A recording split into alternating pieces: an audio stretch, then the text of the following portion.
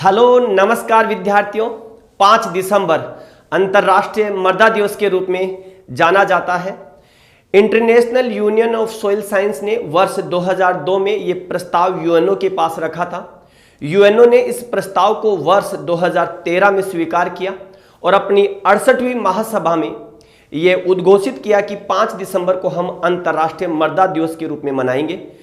पहली बार अंतर्राष्ट्रीय मृदा दिवस वर्ष 2014 में सेलिब्रेट किया गया था और अंतर्राष्ट्रीय मृदा वर्ष 2015 में मनाया गया था।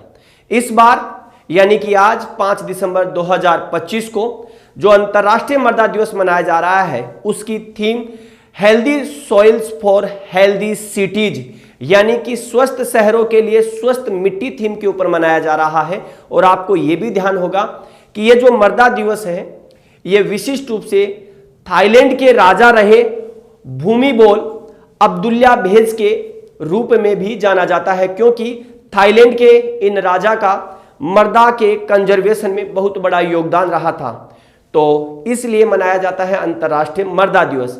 आप सभी को यह बताना है कि जो मृदा जो सोइल है उसकी जब मृदा जांच के लिए जो सोइल सैंपल कलेक्शन किए जाते हैं वो सोइल सैंपल कलेक्शन करने की सबसे अच्छी विधि कौन सी है, और साथ में ही आपको ये बताना है कि एक आइडल सोइल सैंपल में मृदा का वजन कितना होता है और भारत में सोइल हेल्थ कार्ड स्कीम की शुरुआत कब और कहां से की गई थी। तो याद रखिएगा, प्रत्येक वर्ष 5 दिसंबर को हम अंतर्राष्ट्रीय मृदा दिवस के रूप में जानते हैं।